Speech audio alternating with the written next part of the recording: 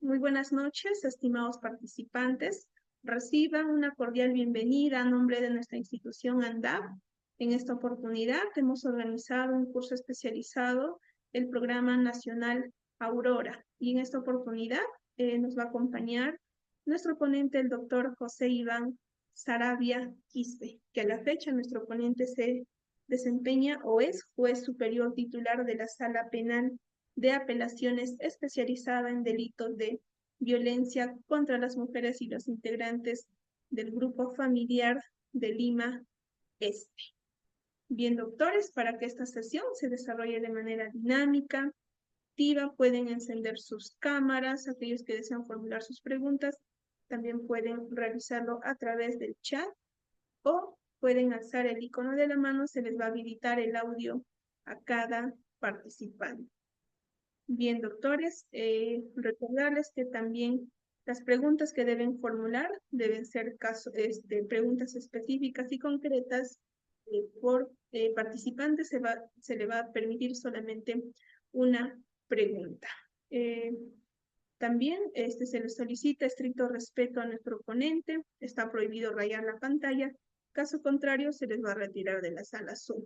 De la misma forma, a los organizadores del presente evento académico y a todos nuestros participantes quienes ya se encuentran conectados en esta plataforma y aquellos que nos están viendo a través de nuestro Facebook Live.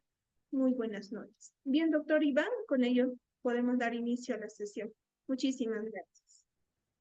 Muchas gracias, no, muchas gracias a ustedes por la gentil invitación, a los amigos y amigas del programa Aurora, un gentil saludo y a todos los colegas y amigos y amigas que se conectan en esta plataforma de Zoom y los que nos acompañan en las redes sociales de la institución. Muy bien, vamos a hablar el día de hoy sobre las modificaciones a la ley 30.364 que ha tenido muchos cambios en realidad. Si nosotros nos damos cuenta, desde el 2015 que se promulgó la ley, se han emitido varias modificaciones, ajustando un poco más o haciendo más viable, en todo caso, nuestra legislación, pero también que va a generar algunas dudas respecto al tratamiento y al abordaje en la ley 30.364. Por lo tanto, nos ha parecido importante que este evento académico aborde estas modificaciones legales. Sin perjuicio, yo voy a hablar de las de 2023, que son las últimas, por decir, post pandemia, de alguna forma, pero también en el 2019, 2018 hubieron varias modificaciones al respecto, que si hubiese alguna duda por parte de los asistentes, bueno, encantado de la vida de poder responder. De igual, cualquier situación en la cual quieran ustedes abordar dentro de su labor institucional, bueno, de igual forma, tanto del ámbito de tutela como el ámbito penal. Aquellos que me conocen saben que de alguna forma podemos abordar toda la estructura de la ley especial. Muy bien, como les mencionaba, nuestra legislación ha sufrido varias modificaciones. Tuvimos de alguna manera entre la ley 30.364 y en la pandemia el decreto legislativo 1470, ¿no? Que estableció algunas medidas muy flexibles. Desde mi punto de vista, duró mucho esa ese decreto legislativo, duró mucho, digo, en vigencia, porque debió ser solamente para la emergencia, o sea, el estado de emergencia, que en realidad no duró mucho tiempo más que el necesario para poder mantenernos nosotros dentro de nuestros hogares y luego las instituciones volver a su actividad cotidiana o normal, ¿correcto? Pero lamentablemente el legislador estableció que ese decreto legislativo en el cual se dictaban las medidas de protección sin ninguna audiencia, sin ningún elemento probatorio, sin ningún análisis, duró hasta la emergencia sanitaria, lo que significó que pese a que ya laboraba el Poder Judicial de manera presencial, ya laboraba la Policía Nacional y todas las instituciones, incluyendo el Centro de Emergencia Mujer, de manera presencial, aún se dictaban las medidas de protección sin un análisis apropiado acorde a los derechos fundamentales tanto de la víctima como de la parte denunciada. Pero es un mandato legal. Sin perjuicio de ello, muchas salas civiles empezaron a interpretar este 1470 a la nueva realidad y en algunos casos se declaró nulo alguna resolución. Situación que también vulneraba el derecho de algunas víctimas, pero en este contradictorio entre la aplicación de la ley de manera literal por los jueces especializados y la interpretación un poco más acorde a derecho, un poco más a una interpretación sistemática, una interpretación acorde a los principios y derechos fundamentales de las salas. También hubo esta situación de un encuentro en la cual siempre la parte más perjudicada será la víctima o la parte denunciada. Complejo, ¿verdad? Bueno, lo importante es que ya este decreto legislativo 1470 fue derogado una vez que se levantó la emergencia sanitaria.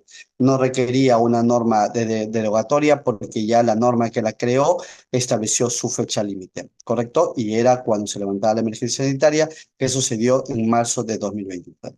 A partir de marzo de 2023 volvimos a la integridad, digamos, de la ley 30.364. Si bien es cierto, con la 1470 se aplicaba la parte sustantiva, la parte del derecho, no se aplicaba la parte procesal, ¿correcto? Los lineamientos en la cual se va a llevar a cabo el proceso. Sin embargo, a partir que ya se deroga al levantamiento de la emergencia sanitaria ese decreto legislativo, ya ambas estructuras, tanto sustantiva como procesal, entraron nuevamente en vigencia. Sin embargo, era un nuevo cambio, volver al paradigma anterior y volver a releer, a reestudiar la ley 30.364 con sus implementaciones y modificaciones que se dieron tanto en el 2021 y 2022, porque también hubieron modificaciones reglamentarias en esos años. Bueno, como que era volver a empezar. Era volver a empezar. Estamos terminando el 2024 y aún estamos todavía reajustando la aplicación de la ley, porque muchos juzgados aún se rehúsan, lamentablemente, a la aplicación íntegra de la ley 30.364, dejando los rezagos del decreto legislativo ya mencionado. Por lo tanto, sí es importante, como verán ustedes, analizar estas modificaciones importantes. Para hacer un pequeño recuento de nuestra normatividad, en la actualidad tenemos un proceso unitario, es decir, va a pasar por dos ámbitos, ¿correcto? De naturalezas distintas, pero que es necesario porque la ley no solamente previene, sino también sanciona, ¿correcto? Entonces, en el fuero judicial vamos a tener tanto la parte de sanción y la parte de protección y la parte de sanción.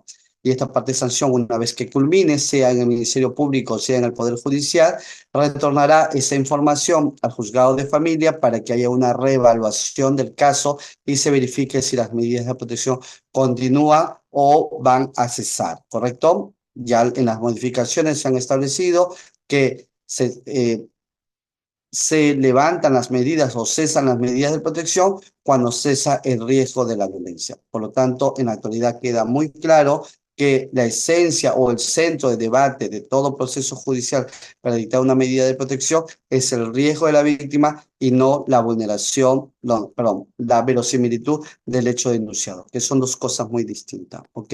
El riesgo lo que te da es una probabilidad, no hablamos de ni una certeza, ni siquiera un grado de sospecha fuerte o una verosimilitud de la declaración de la víctima que tendría que incluir pues prueba indiciaria. Acá nosotros estamos hablando de una mera factores de riesgo que nos da a entender o comprender que estamos ante la probabilidad, miren el término, probabilidad de un acto de violencia. Esto es muy importante y trascendental porque cambia un poco el paradigma del derecho procesal respecto a la prueba, porque nosotros sabemos, conforme al derecho procesal o la teoría general del proceso, que todo hecho se tiene que probar, ¿correcto? Acá no estamos hablando de la probancia de un hecho, sino estamos hablando de la probabilidad que ocurra un hecho violento o la probabilidad que haya ocurrido un hecho violento en el marco del análisis de cualquier elemento probatorio que tenga, en la cual se puede analizar este factor de riesgo, ¿correcto? Esto es complejo porque los jueces y juezas no estamos acostumbrados a hacer una valoración de riesgo. De repente, otros profesionales como en psicología y trabajo social es mucho más habitual, que es parte de la información que ellos brindan a los órganos judiciales. No obstante, estamos capacitándonos para poder comprender ello, pero también los abogados y abogadas tienen que capacitarse en esa materia para poder también hacer un buen abordaje cuando hablamos de la defensa, es decir, de la parte denunciada. Porque también es verdad que tenemos que señalar que hacer un proceso muy rápido, muy intuitivo, muy urgente, muchos abogados, abogadas, pero también la misma parte, quieren aprovecharse de esta tutela urgente para poder sacar otros beneficios que deberían ir a un proceso ordinario. Llámese las medidas cautelares de tenencia, régimen de visita, alimento, que cuando no son conexos al acto violento, tienen que ir a un proceso ordinario, ¿correcto? La misma situación, algunas medidas de protección, como las de retiro del hogar de la parte denunciada. Es por ese motivo de que los factores de riesgo que se tengan que advertir tengan que responder al nivel de riesgo que tiene la víctima, sin perjuicio de que ese nivel de riesgo no solamente lo determinan las famosas y constitucionales y científicas ficha de evaluación de riesgo, sino que lo tiene que valorar la judicatura y establecer la que considera realmente es el riesgo de la víctima conforme a todos los elementos que se tienen dentro del proceso. Porque aún tengamos ese instrumento, el juez y la jueza no dejan de administrar justicia, ¿correcto? Y ningún elemento puede ser prueba tasada. Por lo tanto, tiene que analizarse en su conjunto. Muy bien, vamos a avanzar. ¿Cuáles son los últimos cambios a partir del 2023 que se emite una normatividad, que la vamos a ver más adelante? Son los avances tecnológicos, rescatando aquellos cambios que se dieron con el decreto legislativo 1470 para permanecerlo o continuarlo dentro de la ley 30.364. En la actualidad, el Sistema Nacional Especializado de Violencia contra la Mujer y Grupo Familiar, SNEG, se ha venido implementando en 8 cortes del país. El año 2025 vamos a implementarlo de mayores cortes, así como distritos fiscales, ¿correcto? Para generar juzgados especializados. Estos juzgados especializados de violencia contra la mujer y grupo familiar, sobre todo en el ámbito de protección, se encuentran en un nuevo abordaje que le denominamos expediente judicial electrónico, que facilita mucho el trabajo para los jueces y juezas respecto a los expedientes digitalizados. Ustedes recordarán que en la pandemia tener un expediente físico fue muy complicado para todos y para todas. Si bien es cierto, teníamos ya avanzado en otras especialidades el expediente judicial electrónico, la pandemia hizo de que esto se incrementara y que esto se implementara de manera muy rápida. Uno de esos fueron violencia contra la mujer y el grupo familiar, porque era sumamente importante y trascendental para la rapidez y la prontitud del abordaje de la violencia contra la mujer y el grupo familiar. ¿Ok? En ese sentido, la ley 31.715, que se dicta el 22 de marzo de 2023, muy cerquita al levantamiento del decreto legislativo 1470, modificó que así como nuestra ley establecía que las denuncias podían ser presentadas por escrito o verbalmente, ya estableció de que esas también podrían presentarse en canales virtuales. Por lo tanto, las mesas de partes virtuales continuaron dentro del Poder Judicial. Se entiende también que la implementación debió de darse en las fiscalías y debieron de darse en la comisaría. Todas las instituciones pues tienen sus propias políticas, irán avanzando de manera progresiva, pero yo les puedo contar desde el marco del Poder Judicial que se mantienen estos canales virtuales. Es más, la Policía Nacional remite las denuncias en estos canales virtuales, ¿correcto? También se estableció correos electrónicos pero comprenderán de que los canales virtuales son mucho más efectivos y oficiales para poder ingresar. Correos electrónicos a veces es muy complicado, pero se establece en la norma a razón de que si es que no existen estos canales virtuales o mesas de parte virtuales, como no las hay en algunas instituciones, pues puedan generar, que es mucho más rápido y mucho más fácil, correos electrónicos oficiales de la institución en la cual las instituciones puedan remitir esta documentación de manera rápida y oportuna para ir avanzando en la operatividad, que es uno de los retos o grandes retos que se tiene, que esperemos de manera progresiva, pero pronto podamos llegar a aplicar. Hay algunas cortes que en la cual ya se establece este tipo de mecanismo. Luego nos habla de aplicaciones de mensajería instantánea o cualquier otro medio técnico para este efecto se disponga. Las reglas son los canales virtuales oficiales, pero si es que no estuviese, cualquier otro tipo de medio tecnológico facilita el abordaje. Y me parece correcto y creo que a todos nos parece correcto porque va a permitir de que ah, eh, la rapidez en el trabajo, sobre todo cuando hablamos de un plazo muy corto, un tiempo muy corto, para poder dictar las medidas de protección. Consecuentemente, para el cumplimiento de este plazo se requiere pues la modernización de nuestro sistema operativo y teniendo en cuenta de que el tema de la digitalización, de la virtualidad, de la inteligencia artificial está avanzando mucho en el mundo, pues bueno, tenemos que hacer uso de esas herramientas. Tanto es así de que hay Cortes Superiores de Justicia que han implementado inteligencia artificial para resolver los casos de manera muy rápido. Eso no significa de que se está sustituyendo al juez o al asistente, no, porque en toda inteligencia artificial la información la tiene que dar el juez, es decir, el fallo lo tiene que dar el juez.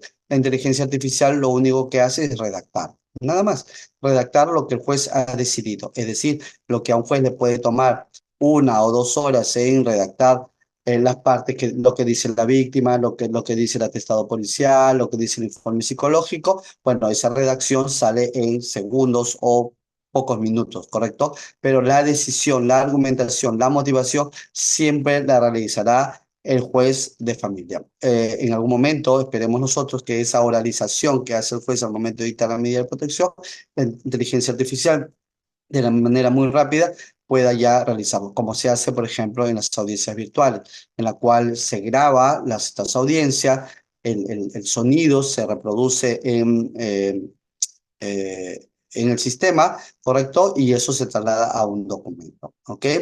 Otra cosa que se ha implementado y que nos parece muy bien, aunque ya nosotros como Poder Judicial lo realizamos, pero la importancia de que ya todos tengamos muy claro que ya no se puede, digamos, solicitar a las víctimas una identificación porque muchas de ellas pues huyen del lugar de los hechos o se trasladan de manera rápida y no tienen un documento de identidad. También entendiendo de que hay personas de migrantes y personas de muy bajos recursos en la cual no han tenido la posibilidad de poder gestionar una copia del documento de identidad. Otra situación que se pueden dar es que los mismos agresores o agresoras en esta situación de desigualdad, de abuso de poder, también sustraigan los documentos de identidad para que no puedan denunciar o no puedan hacer otras acciones propias a las que las mantienen mediante un control y dependencia y subordinación. ¿Correcto? Es por ese motivo y otros en la cual se ha establecido que las víctimas y las personas denunciantes al momento de la identificación, si es que no cuentan con un documento de identidad u otro análogo, pueda realizarse mediante un sistema digital, ¿correcto? Todos nosotros, tanto el Poder Judicial como la Fiscalía y la Policía Nacional, tenemos un convenio con el Registro de Identidad, la RENIEC, ¿correcto? En la cual nos permite con el nombre o el número de DNI, cualquiera de ambos, verificar en el sistema la identificación, porque está la fotografía, porque está el número de DNI, porque está la fecha de nacimiento y otros datos específicos en las cuales objetivamente nos permite a nosotros identificar a la persona que está denunciando. Por lo tanto, no es un requisito previo la identificación porque la misma institución lo puede realizar. En ese sentido, resulta trascendental. Otra de las cosas que se pretende implementar, pero todavía estamos en un nivel de implementación es la plataforma digital única de denuncia. Esto, en la medida que lo podamos nosotros ejecutar, va a ser un gran paso. Esperemos que de manera progresiva, pero también rápida, podamos realizarlo. ¿Qué significa eso? De que todas las instituciones tendrán que estar interconectadas y con una única numeración se pueda tener una plataforma en la cual ingrese la denuncia, desde sea Fiscalía, Poder Judicial o Policía, y todos tengamos esta misma unificación numérica para todas las etapas o ámbitos del proceso. Consecuentemente, estas instituciones sabríamos de manera inmediata de que una persona se ha presentado doble denuncia o ha presentado, o la otra parte también ha presentado una denuncia, tener en claro toda la información, ¿correcto? Para mejor protección de las víctimas de violencia. Ya mencioné sobre la plataforma de RENIEC, que nos permite a nosotros ver la autentificación de la identidad digital y eso va a facilitar también nuestro trabajo. Muy bien. Otra de las cosas que se han modificado es la audiencia, en el sentido de que nosotros hemos retornado al sistema por audiencia. Muchos de los juzgados, eso no lo podemos negar, muchos de los juzgados aún se resisten a llevar las audiencias porque la 1470 permitía prescindir de las audiencias. Sin embargo, muchos de los colegas, si me parece correcto, han comprendido la importancia de las audiencias. No solo porque las audiencias eh, respetan el derecho del debido proceso. El Poder Judicial ha implementado 3 pasantías. La semana pasada hemos estado en una pasantía en Colombia. Esta semana hay un grupo que está yendo a Argentina, distinto al que fue a Colombia, y la subsiguiente irá a Chile, ¿correcto? La finalidad es de que nosotros veamos, ¿no? 3 realidades distintas, midamos un poco nuestro sistema y veamos en qué estamos equivocados, en qué podemos mejorar, en qué podemos implementar. Lo primero, yo he participado en la pasantía de Colombia. Yo lo que he podido percatarme es que estamos mucho mejor que Colombia, en realidad. Está bien. Nuestra legislación, nuestro abordaje está mucho mejor que el de Colombia. Inclusive el proceso penal de violencia contra la mujer y el grupo familiar, a ellos les ha sorprendido mucho que tengamos un sistema especializado. Es verdad que Colombia tiene muchas cosas positivas, sí, tiene muchas cosas positivas que podemos replicar. Por ejemplo, y algo que me parece muy importante, es que el equipo multidisciplinario del Poder Judicial no emite informe de daño. Y a mí me parece trascendental, ya lo habíamos mencionado, ya lo estábamos promoviendo, pero nos queda mucho más claro ahora a visitar Colombia. A quien le corresponde emitir los informes de daño es al Instituto de Medicina Legal, y en este caso en específico, conforme al mandato legal, a los centros de emergencia mujer. El Poder Judicial que dicta medidas de protección tiene que trabajar para el dictado de las medidas de protección. Por lo tanto, la importancia del equipo multidisciplinario del Poder Judicial, cuando no cuente con información del Centro de Emergencia Mujer o de medicina legal, debería ser pruebas de tamizajes, pruebas de riesgo, ¿correcto? Sobre todo en aquellos casos en los cuales no existe una ficha de evaluación de riesgo, porque solamente tenemos 3. Las fichas de evaluación de riesgo no se pueden adecuar, no se pueden modificar, porque son fichas especializadas, son fichas científicas, en la cual si uno las manipula, ya su resultado no es acorde, ¿correcto? Porque está diseñado para un grupo en específico de personas y para una situación en específica. Sin embargo, sí hay tamizaje de manera general, en la cual se puede hacer tanto a víctimas, hombres o mujeres, pero no contamos con ellas. Colombia sí cuenta con ese tipo de material, en la cual hemos accedido para ver la posibilidad de coordinar y ver qué se puede realizar. Sin perjuicio que los profesionales en psicología sí pueden realizar tamizajes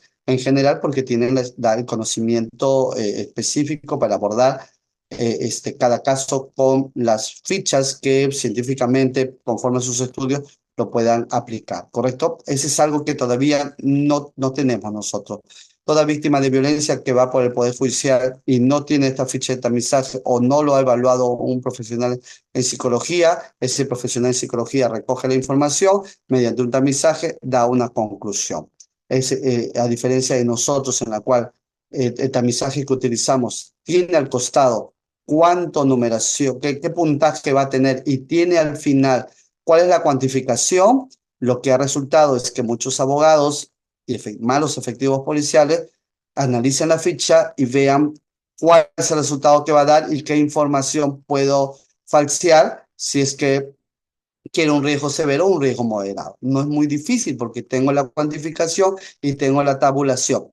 En Colombia no existe ni esa cuantificación ni esa tabulación. Eso lo sabe solamente el profesional. Por lo tanto, la información no se distorsiona o por lo tanto, no estoy diciendo que todas las personas hagan eso, pero digamos que siempre hay malos elementos, ¿correcto? Entonces, eso hace de que no se distorsione en algunos casos o no se desconfíe de la ficha en algunos casos. ¿Está bien? Eso es fundamental. Eso creo que deberíamos nosotros ir mejorando.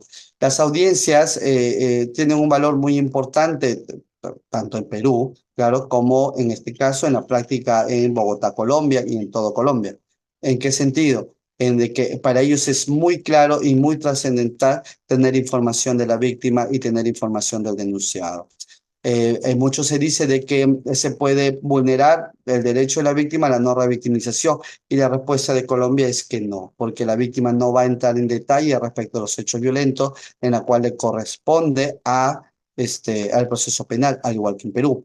Ellos van a entrar a analizar los factores de riesgo y las posibles ayudas que se pueda dar a esta víctima para protegerlas, ¿correcto? Y la parte denunciada va a dar información respecto a los riesgos de peligrosidad u otra información que se requiera para dictar una medida de protección idónea. Algo que ya veníamos postulando en Perú sin necesidad de conocer la realidad o el análisis que hacía Bogotá, pero evidentemente por los estudios en la cual ya varios especialistas en la materia, me incluyo en ese rubro, hemos analizado la importancia de las audiencias para dictar una medida idónea y efectiva.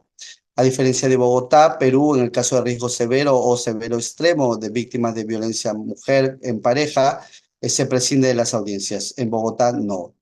Cual fuese el nivel de riesgo, siempre se lleva una audiencia. Por lo tanto, hay una garantía muy fuerte del debido proceso, a diferencia de que en Perú, conforme lo ha establecido el Tribunal Constitucional, se puede prescindir de esta audiencia por la urgencia en la cual se tiene que dictar estas medidas de protección cuando estamos ante riesgo severo y riesgo severo extremo, ¿correcto? Es así que nuestra legislación, el artículo 16 de la ley, ya en el tubo ya es otro articulado, pero en el artículo 16 de la ley se establece que en el caso de riesgo leve y moderado se tiene que llevar unas audiencias en el plazo de 24 horas. Solo en el caso de riesgo severo se puede prescindir estas audiencias. La modificación, si bien es cierto, eso ya lo teníamos, la modificación se encuentra en el plazo, que son 24 horas. Antes era solamente 24 horas en riesgo severo, ahora es en todos los casos es 24 horas. Desde mi punto de vista no es correcto, sin embargo tenemos que cumplir lo que dice la normatividad, porque al llevar una audiencia eh, y al tener elementos de convicción, no es muy usual que se pueda llegar en todos los casos y todas las denuncias este plazo de 24 horas. Sin embargo, los jueces están tratando de hacer todo lo posible porque si es verdad que hay un sistema de la Gerencia General que monitorea el cumplimiento de este plazo, ¿correcto? Miren la diferencia que tiene Colombia. Colombia, que ya lo había visto yo en Washington, D.C., en Estados Unidos, en la cual se dictan unas medidas de urgente tutela analizando preliminarmente. ¿Qué quiere decir eso? Que en el plazo de 4 horas, la judicatura puede dictar una medida de protección muy sencilla, muy básica, hasta que se lleve a cabo la audiencia. Eso no lo tenemos nosotros. Y luego se convoca la audiencia después de 10 días. Claro, en 10 días ambas partes tienen derecho a presentar la documentación que uno requiera. Eh, Nosotros lo vemos en 24 horas, ¿correcto? Con una audiencia. Ahora, mi opinión respecto, y creo que como hemos compartido con varios de los colegas, es que nuestro sistema no debería cambiar. No debería haber esta audiencia, estas medidas de protección previas porque usualmente las víctimas se retractan. Entonces, cuando llegan a la audiencia después de 10 días, o no vienen, o se retractan, o cambian de versión. Creemos, en todo caso, la gran mayoría de los que estuvimos en ese evento, que el que se realice en un plazo de 24 horas, que nos gustaría que se hubiera mantenido a las 72 inicialmente, que era mucho más razonable, permite que las víctimas puedan informar de manera rápida, ¿correcto? También no estamos de acuerdo que en el caso de riesgo severo se tenga que llevar una audiencia. Respetamos la posición de Bogotá, pero cuando estamos ante riesgo severo hay una tutela urgente, porque nuestras fichas lo que buscan es evitar un feminicidio o un delito mayor, y cuando estamos ante un riesgo severo, un riesgo severo extremo, tenga que haber ese tipo de abordaje. Lo otro que coincidimos con Bogotá y que nos parece bien es que tanto las ampliaciones y variaciones, las medidas de protección también se dan. Y estas también se dan en audiencia justamente para ver los niveles de cambios que se dan en las audiencias de seguimiento. También coincidimos con Bogotá que este seguimiento lo hace el mismo juez que previno. A diferencia que en Perú en un momento no lo podía dar cualquier juez, no, nosotros estamos en la misma línea de Bogotá, en Colombia, en la cual el juez verifica el cumplimiento de estas medidas de protección.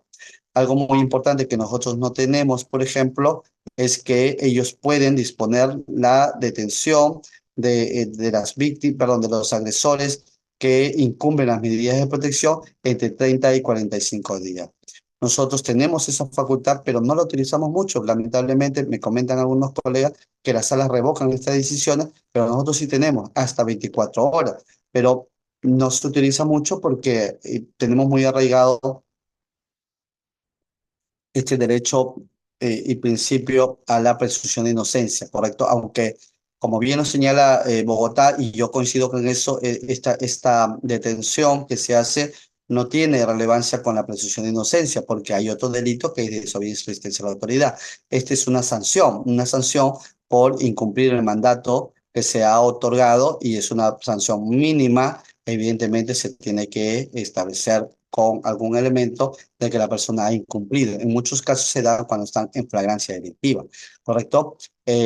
Yo me auno a ese criterio de Bogotá. Nosotros somos demasiado garantistas realmente, y su argumento de ellos, que es la misma de nosotros, pero tenemos que aplicarlo, es que en una ponderación entre el derecho a la libertad de la parte que incumple y la vida de la persona a la cual se ha puesto en peligro, pues en esa ponderación es muy probable, y digo probable porque hay que hacerlo en el caso en concreto, es muy probable de que resulte más beneficioso la aplicación de la sanción, en el caso de Perú, hasta 24 horas por la protección de la víctima. Sé que Chile tiene también un sistema muy parecido. Nuestros colegas que van a ir la próxima semana en Chile van a traer esa información, ¿correcto?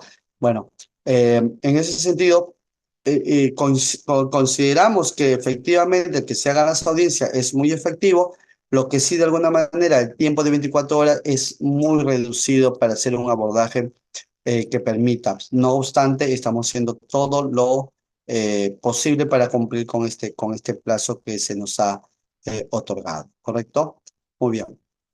Luego se habla de que se ha establecido de que los juzgados de familia, por el medio más célere, en el día y bajo responsabilidad, comunica la emisión de las medidas de protección para su ejecución.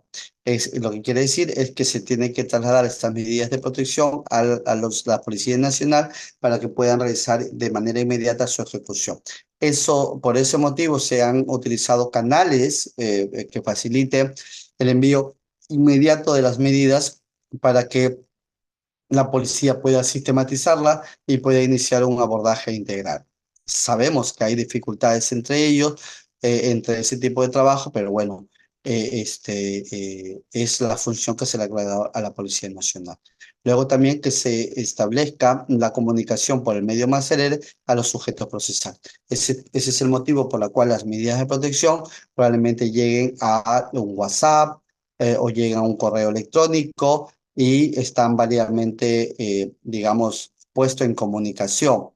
Sin perjuicio de ello, y vamos a ver más adelante cómo la legislación también se ha modificado para que se notifiquen estas medidas de protección. Acá vamos a tener que tener en cuenta dos cosas. Uno, la comunicación del medio más célere es para que uno sepa de que tiene que cumplir con la medida y atender de manera urgente la protección de la víctima. Pero para el derecho de apelación u otro se va a tener que tener los mecanismos establecidos en el Código Procesal Civil. ¿Qué quiere decir eso? Que haya una notificación válida de las medidas de protección o se haya convalidado esta medida. ¿Qué quiere decir eso también? Que si yo te comuniqué de las medidas mediante WhatsApp o te comuniqué de las medidas mediante el correo electrónico y hay alguna forma de verificar de que tú has tomado conocimiento de ello, bueno, estás válidamente notificado, ¿correcto? Sin perjuicio de la notificación formal que se llegue al domicilio real o la casilla procesal a la cual se ha señalado. Muy bien, la realización de la audiencia también ha tenido algunos cambios. Es importante saber por qué se realiza una audiencia y qué cosas se va a tratar en una audiencia. Esto es trascendental e importante, porque muchas veces se decía, pues estas audiencias pueden revictimizar, y lo real es que no. Entonces, la primera modificación que se dio en el año 2000, perdón, esto ya se da con el reglamento de la ley, cuando se emite el decreto supremo 09 de 2023 que reglamenta la ley que les acabo de mencionar. ¿Está bien? Nosotros ya en el año 2019 habíamos establecido que las audiencias tienen como finalidad determinar las medidas de protección cautelares más idóneas. La audiencia no tiene como finalidad determinar la responsabilidad, sino en el caso recabar información para que en el caso en concreto la judicatura puede establecer qué medidas de protección o cautelares son idóneas para la víctima, ¿correcto? Con la finalidad de salvaguardar su integridad física, psicológica, sexual, se ha agregado el cultural también, ¿correcto? Y sus bienes patrimoniales. En la audiencia, dice en su modificación, la judicatura puede, de acuerdo a las circunstancias del caso, recabar información sin que se configure una revictimización de la persona agredida. Esto es fundamental porque lo que te está diciendo es de que no se va a revictimizar a la persona, sino que la forma en la cual tú vas a recabar la información no tiene que revictimizar. ¿Qué significa eso? Que no haya, pues, abordaje discriminatorio, estereotipado, que se evite el careo con la víctima, que se evite las preguntas de los abogados de manera que se pretenda pues desacreditar a la víctima, etcétera, etcétera. Eso es no revictimizar, pero no significa que no recabe información. Otra situación importante del reglamento es que no dice declaración. Eso es trascendental porque la declaración se hará en el proceso penal. ¿Está bien? Como prueba única o como prueba anticipada, ¿correcto? Acá te habla de una información. La información es un conversatorio, la información es contrarrestar información de la ficha de evaluación de riesgo, saber qué redes de apoyo cuenta la víctima. Esa es la información que se requiere. Por lo tanto, la modificación es importante, pero tiene que interpretarse de esa manera. Es importante señalar que el Tribunal Constitucional ha considerado en el expediente 33 y 38 de 2019 que en efecto es constitucional que se pueda prescindir de las audiencias en riesgo severo. Sin embargo, el Tribunal Constitucional parte en su fundamento 18 de que todo proceso tiene que garantizar el debido proceso y que la ley 30.164 no es exenta de esa situación. Por lo tanto, no podemos nosotros flexibilizar tanto el proceso vulnerando el derecho de las partes. Esto es importante, lo que dice el Tribunal Constitucional. Solo cuando exista alguna motivación que justifique la presidencia de esta audiencia. Una de ellas es la que establece la misma ley, que es el riesgo severo. Sin embargo, es importante señalar que esto no significa de que haya una vulneración del debido proceso, sino que por la urgencia se traslada este derecho al proceso penal. Es una teoría que ya mi persona había sustentado en algunos artículos ya en el año 2016 y que ha sido recogido por el Tribunal Constitucional. Sin embargo, en mi posición anterior, ahora ha cambiado mi posición, era la posibilidad en todos los casos. Sin embargo, con las modificaciones ya no se puede hacer en todos los casos y el tribunal también lo ha establecido, lo ha dejado claro, de que solamente en casos de riesgo severo o cuando la judicatura advierta que hay un riesgo tal en la víctima que corra en peligro su integridad física, psicológica y sobre todo la vida, pero tiene que estar de un nivel comparado al que establece nuestra legislación. ¿Está bien? Riesgo severo. En los otros casos tendrá que respetarse el debido proceso de las partes procesales. ¿Ok? Por eso dice, debe ser necesariamente justificada. Y eso hay que tenerlo muy claro. La judicatura no puede dar argumentos aparentes, argumentos vagos o argumentos subjetivos, ¿correcto? Tienen que ser argumentos que se desprendan del mismo caso en la cual se advierta esta urgencia, ¿ok? Necesariamente justificada, dice el Tribunal Constitucional. Es así de que el Decreto Supremo 09/2023 del año 2023 modifica el artículo 36, ya en el numeral 36.6, porque ese artículo tiene varios numerales, ¿correcto? Que establece otra posibilidad para prescindir de las audiencias, que dice, en los casos de violencia con ficha de evaluación de riesgo o sin ella, el juez puede consultar la plataforma digital única de denuncia. En la actualidad, habíamos señalado que esta plataforma digital aún no la tenemos, ¿ok? También señala por la Plataforma Nacional de Gobierno Digital, que tampoco la tenemos. U otro medio tecnológico habilitado. El único medio tecnológico habilitado que tiene el Poder Judicial es el Sistema Integrado Judicial, en el cual tenemos los expedientes electrónicos. Entonces, lo que nos quiere decir es que podemos revisar nosotros esta plataforma tecnológico habilitado, ¿correcto? Lo que no nos dice es para qué, ¿no? Que hay una redacción defectuosa por parte del legislador. Pero dice, debe actuar de manera inmediata, emitiendo la resolución correspondiente, debidamente motivada, identificando el tipo de riesgo y los fundamentos que merite la presidencia de la audiencia. En realidad, no te dice mucho la normatividad. Pareciera de que te quiere decir que si tú ves este dispositivo con esa información, tú puedes prescindir de la audiencia y motivar por qué lo estás prescindiendo. Un poco vago, ¿no? Toda reglamentación no puede ir en contra de lo que dice la ley. ¿Está bien? Una reglamentación no modifica la ley, complementa la ley. Por lo tanto, eso tiene que ser interpretado conforme al artículo 16 de la ley 30.164 y sus últimas modificaciones, y también conforme a lo que ha establecido el Tribunal Constitucional. Por lo tanto, esto, desde mi punto de vista, ya nuestra sala especializada que ve procesos penales, pero en adición a nuestras funciones ve procesos de medidas de protección, ha establecido que si del sistema tecnológico habilitado u otro elemento se advierta de que este caso es de tal gravedad, correcto, tenga o no tenga la ficha de evaluación de riesgo, puede prescindir de la audiencia motivadamente, señalando los fundamentos por los cuales considera que este hecho es grave, bajo responsabilidad de ser el caso. Esto es muy importante, esta palabra bajo responsabilidad, porque si tú no motivas, si no hay una justificación tal, puede acarrear una responsabilidad administrativa. Se puede remitir copias al órgano de control, por lo tanto hay que tener mucho cuidado. Al momento de prescindir las audiencias hay que tener mucho cuidado. Hay que justificar realmente el por qué se está prescindiendo todo en concordancia con la ley. El reglamento no es una norma aparte, complementa la ley, tiene que ser interpretada conforme a la ley. ¿Está bien? Muy bien. Hay algunos protocolos que algunos nosotros no tenemos y tenemos que implementarlo respecto a las formas en las cuales se debe abordar una entrevista, que ya lo dice nuestra normatividad, por lo tanto hay que promover un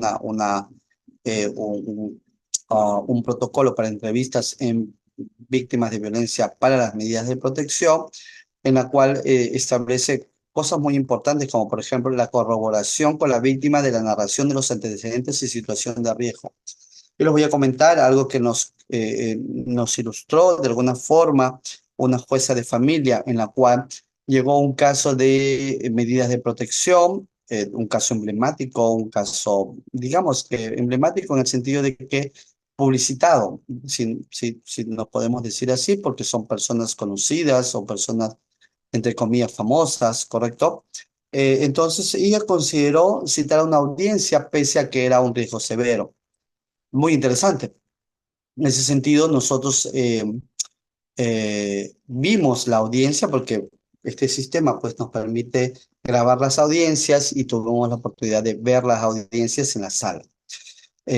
Para saber por qué motivo había citado una audiencia. Entonces, hizo la técnica muy bien la magistrada de la corroboración, de la narración de los antecedentes y la situación de riesgo que había declarado la supuesta víctima dentro de ah, dentro del caso. Y ella había marcado de que la persona a la cual denunciaba la controlaba y no le permitía salir de la vivienda, que son preguntas que se dan en la ficha de evaluación de riesgo.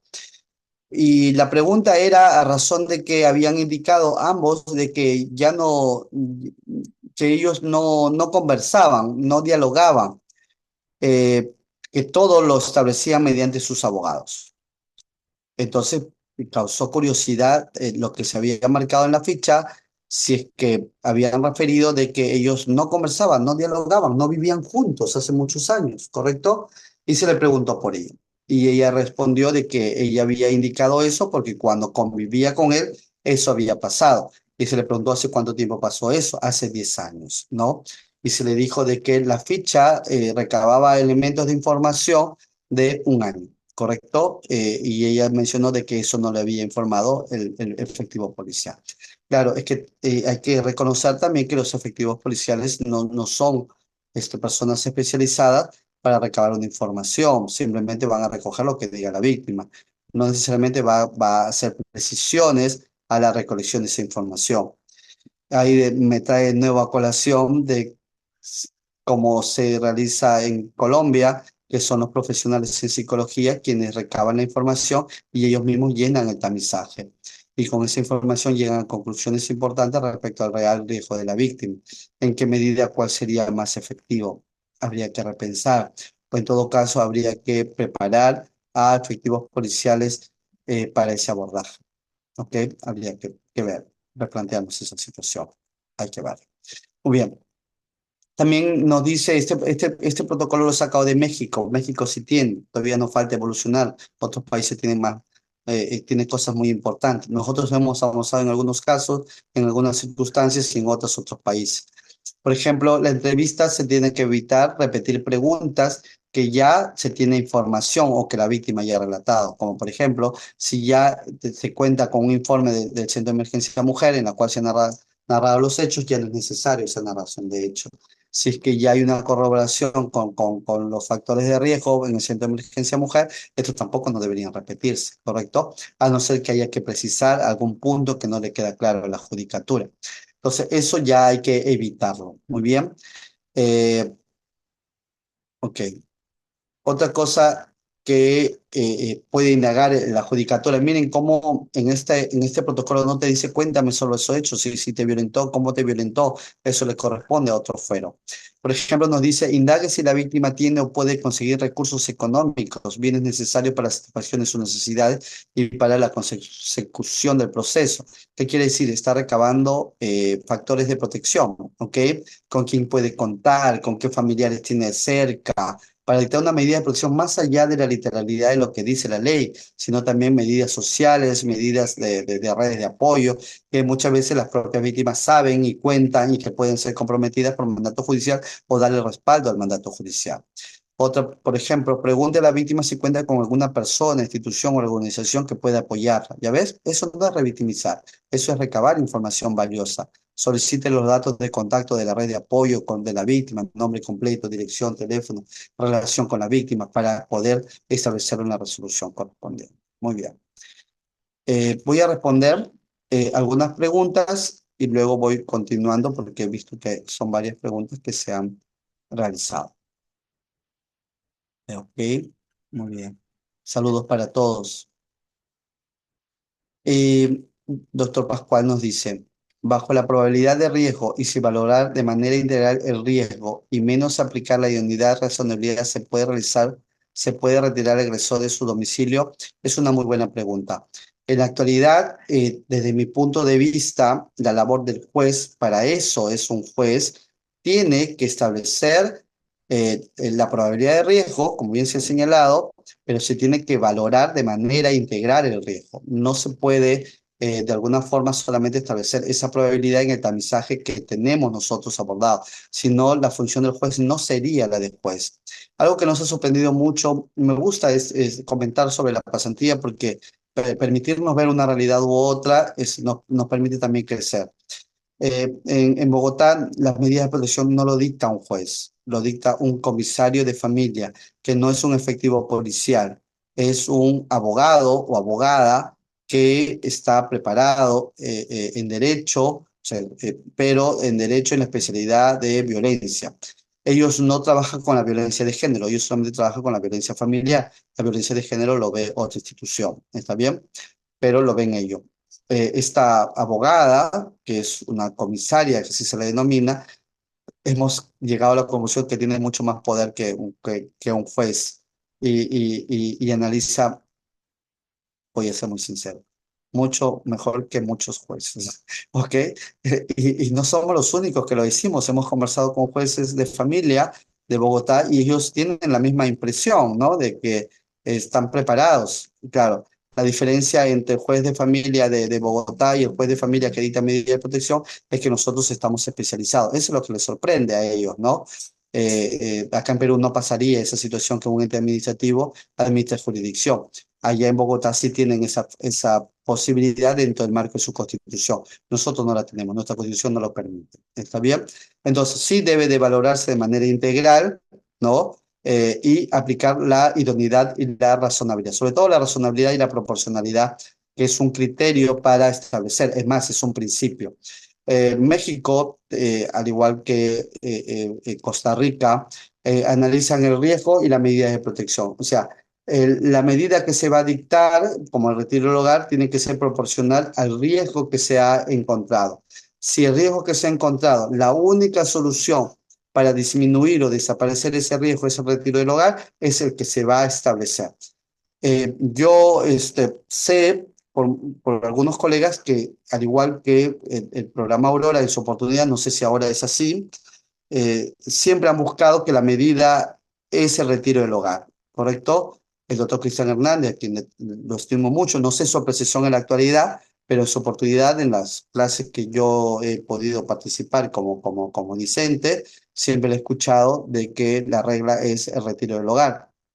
Yo siempre me he opuesto porque yo no digo que es última ratio, yo siempre he dicho de que la medida, si responde la medida de retiro del hogar a las circunstancias de riesgo que tiene la víctima, se tiene que dar, ¿correcto? Pero si es que vamos a dar indiscriminadamente el retiro del hogar, pues deja de tener efectividad porque de alguna forma no va a responder al riesgo, puede empeorar inclusive el riesgo. Entonces, va a depender en el caso en concreto si es que corresponde o no corresponde ese retiro del hogar.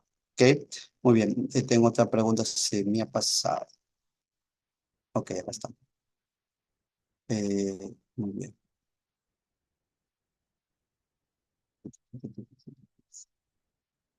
Muy bien.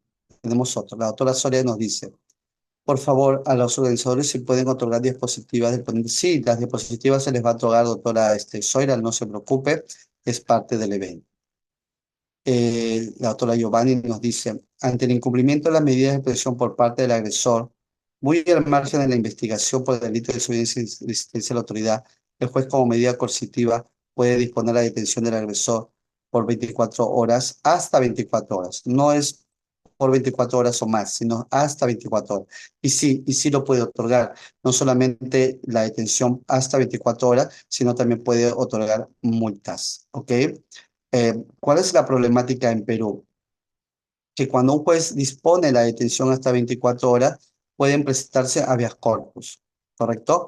Y lamentablemente en muchos de los casos ese habeas corpus ha prosperado. Consecuentemente, muy pocos jueces dictan estas 24 horas. En Bogotá no hay esa situación, o por lo menos esa situación no es tan mal vista. Que se juez da por 24, hasta 30, no, como digo, de 30 a 40, ni siquiera menos de 30 a 45 días, eh, este, eh, eh, se entiende, lo tienen muy claro, de que es perfectamente posible porque es una sanción dada por la judicatura a razón de la vulneración de una resolución judicial, ¿correcto? Ahora, sí es verdad que también agotan, ¿no? Primero van por las multas y luego la sanción. Por ejemplo, yo puedo en una oportunidad disponer el apercibimiento de multa, incumples una multa sin perjuicio del delito de desobediencia y resistencia a la autoridad. Si vuelves a reincidir, ¿no? O hay una reiterancia del incumplimiento, yo te apercibo por detención hasta 24 horas y te puedo detener, por ejemplo, en el caso de Perú, 4 horas, ¿correcto? Entonces pasas las 4 horas de detención, te vas, ¿correcto? Y si vuelves a reincidir, así sucesivamente, hasta llegar hasta las 24 horas. Ese sería el sistema peruano. En el caso de Bogotá, te puedo percibir tu detención por 30 días. No puedo ser menos, sí, 30 días. A partir de 30 días a 40 días, ¿correcto? Muy bien, pero sí, sí se puede.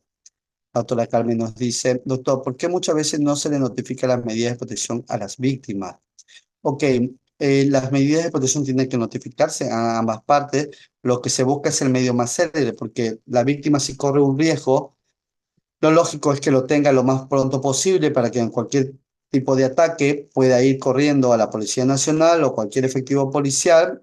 En teoría eso debería ser así, para que sea protegida de manera inmediata. Es por eso que se le manda a un correo electrónico o se le manda eh, a su WhatsApp, sin perjuicio que la Policía Nacional, según la ley, debería tener esta información en un sistema para poder contrarrestar. Si la víctima le dice, tengo medidas de protección, verifica o llama para que verifique en el sistema y verificando que sí, efectivamente tiene medidas de protección, pueda protegerla de manera inmediata. ¿Okay? Ese es, por lo menos en teoría, el abordaje o el trabajo que se tenga que realizar. Si es que en algún caso alguna judicatura no ha notificado o no ha puesto en conocimiento de la medida de protección, hay una negligencia por ese lado que tiene que abordarse. Ante la nueva ley que la responsabilidad de la investigación preliminar es a la policía, se le deberá de capacitar para dirigir bien a las víctimas y llenar estos registros de peligrosidad. Bueno, yo tengo otra mirada respecto a la nueva ley. Yo, si la Policía Nacional tenga carta libre, digamos, en la investigación, porque eso no dice la Constitución. La Constitución es muy clara en establecer las funciones de la Policía Nacional como las funciones del Ministerio Público. El legislador puede tener las mejores intenciones y entiendo que principio de buena fe, entiendo que el legislador lo ha considerado como una buena forma de que la policía sea quien tenga las diligencias preliminares, pero lo real es que una vez que sale del fuero del Congreso de la República, todas las leyes en general tienen que ser interpretadas, ¿correcto? En ese sentido, la interpretación es conforme a la Constitución Política del Estado. Por lo tanto, tendrán que ponerse de acuerdo la Policía Nacional y la Fiscalía para poder ver cómo esa función jurídica que dice la ley tiene que ver con su función de investigación en todas las etapas del proceso, ¿correcto? Y la dirección que tiene la investigación, ¿correcto? Sin perjuicio de ello, sea el fiscal o sea la policía, tiene que estar debidamente capacitada, que es algo que la verdad que nos falta mucho trabajar ahí. Ok, muy bien. La doctora Sánchez nos dice, por favor, ¿cuál es el momento adecuado de presentar una apelación en el proceso de violencia? Bueno, una vez que se dictan las medidas de protección y se les notifique, se puede presentar la apelación en el plazo que establece la misma ley. Si la pregunta va direccionada si es cuando me comunican o cuando eh, me notifican válidamente, bueno, yo voy a decir en forma general. Legalmente es cuando te notifican de manera formal. ¿Está bien? Ya el Tribunal Constitucional ha establecido de que el derecho, el plazo empieza a correr desde que te notifican de manera formal, pero el cumplimiento de las medidas es desde que tú tienes conocimiento. Por lo tanto, si te ponen de conocimiento en un WhatsApp, un correo electrónico, tú ya tienes que cumplir las medidas de protección. No puedes esperar a que te notifiquen formalmente. La notificación formal es para que tú hagas uso de tu derecho de apelación. Ahora, lo otro que puede pasar es que exista un mecanismo, y como lo había mencionado, en la cual tú ya tuviste conocimiento. Y si ya tuviste conocimiento, consecuentemente, has consentido, ¿correcto? Has consentido. Pasa el tiempo, Pasa un mes, pasa 2 meses, ya tuviste conocimiento y luego se te ocurre que vas a apelar. Si la judicatura puede advertir de que objetivamente que tú ya tuviste conocimiento de las medidas, pues no te va a dar no te va a otorgar eh, eh, no te va a admitir el recurso de apelación porque va a señalar que ya precluyó, porque ya consintiste, no, por lo tanto, el plazo, dejaste correr el plazo, pese a que ya habías tenido conocimiento de las medidas de protección. Ok, muy bien. No todo el proceso de denuncia por agresión se cumple y dejan de víctimas de lado. Ok, eso ya depende de los funcionarios, ¿no? Si hay algún funcionario que no cumple con el proceso, no olvidemos que tenemos un delito especial, que es aquel que omite, retarda, ¿no? Este tipo de proceso puede ser sancionado con una pena no menor de 5 años, ¿no? Entonces, eso ya es una situación que tiene que ver con los funcionarios y no con la ley. La doctora Guzmán nos dice, el agresor debería retirarse del hogar ya que en su mayoría la mujer queda más vulnerable.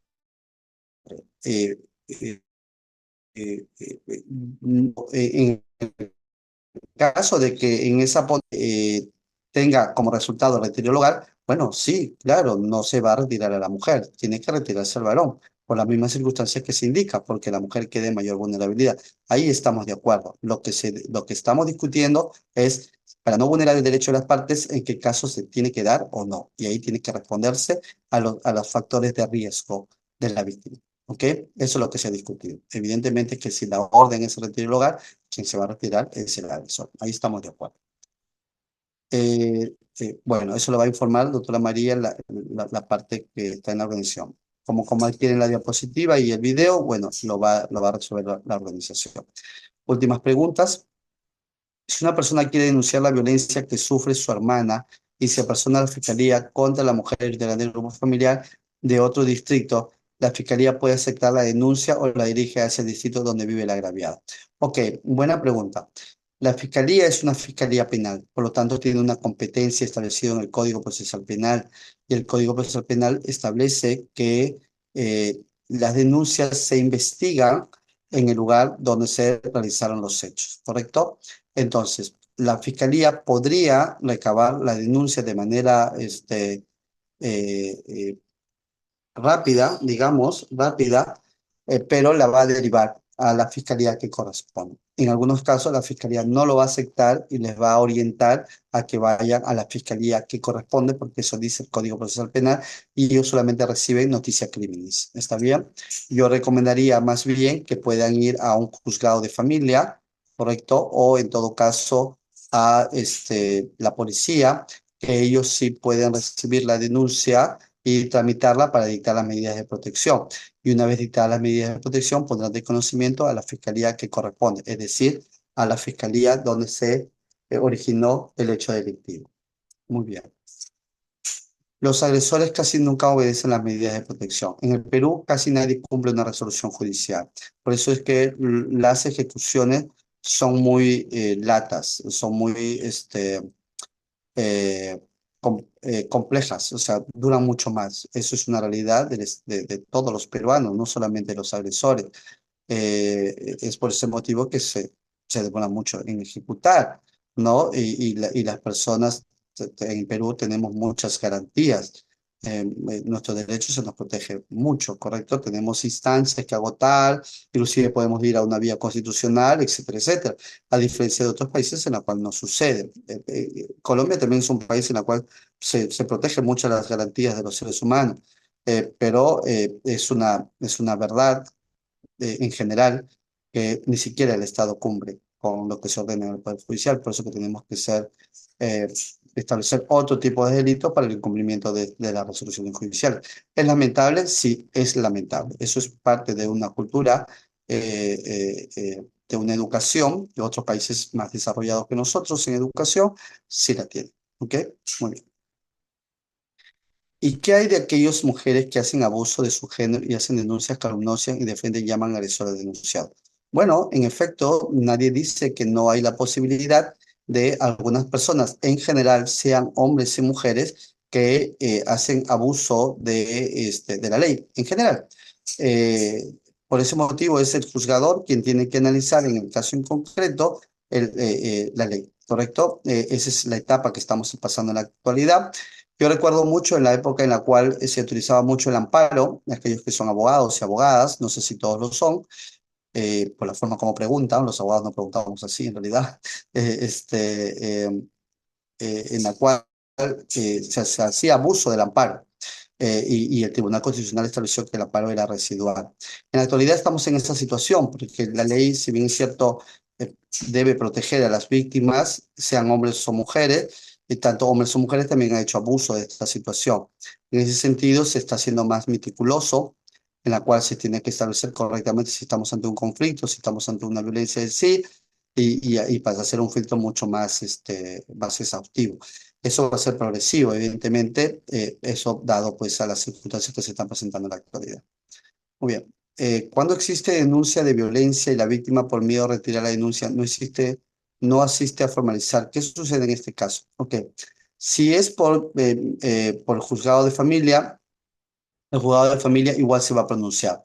Si genera convicción, los primeros elementos dictará las medidas de protección. Si no genera convicción, no dictará las medidas de protección y lo remitirá a la fiscalía para que investigue. La problemática se va a dar en el proceso penal porque en el proceso penal se requiere recabar todos los elementos de convicción preliminarmente para que luego sean medios de prueba y sean actuados en juicio. Pero sí es probable que las víctimas o retiren la denuncia, cosa que no se puede hacer, está prohibido en Perú. A cambio, en Colombia sí se puede. Hay algunos delitos que son querella o sea, de carácter privado y pueden denunciar, pueden retirarlos. Acá en Perú no, eso no pasa, menos en violencia contra la mujer. Algo que también se sorprendieron mucho nuestros colegas de allá. Eh, eh, pero es muy probable que cuando la víctima no colabora, podríamos decir así, eh, al no tener elementos de convicción, la judicatura, durante el plazo que establece el Código Procesal Penal, estas se tengan que archivar. Ok, muy bien. En caso que niegue a retirarse el agresor o denunciado del hogar, eh, ¿qué sería el procedimiento? ¿Es posible la detención? Ok, buena pregunta, doctor Walter. Es importante que la resolución judicial tenga todos los elementos. ¿Qué quiere decir? Que diga el paso a paso que va a suceder si es que la persona no se retira del hogar. Por lo tanto, es perfectamente posible que la judicatura establezca el allanamiento, el desarraje de la vivienda para retirar al agresor, ¿correcto?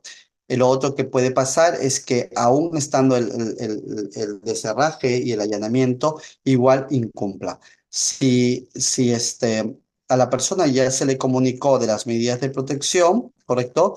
Y al ejecutar la medida ese no cumple, está en desacato a la autoridad. Por lo tanto, está en flagrancia. La policía debería detener y llamar a la fiscalía. La doctora Hernández nos dice, en el libro que usted ha publicado realiza las diferencias del modelo de riesgo que se aplica en el Perú y de otros países. En el libro que he publicado, y gracias doctora Hernández, efectivamente establezco la forma en la cual se aborda el riesgo en el Perú. ¿Está bien? Establezco otros análisis de otros países como Costa Rica y México, a razón de que en mi investigación he considerado que son los mejores abordajes en Latinoamérica hasta ahora. Por lo tanto, ¿cómo pueden adquirirlo? Ok, en la librería Ubilex, aunque ahora lo he visto inclusive en otras plataformas, ¿ah? Lo he visto inclusive, ¿cómo le llaman? Estas plataformas virtuales que te lo llevan hasta tu casa. Bueno, como gusten adquirirlo, no hay inconveniente. ¿Está bien?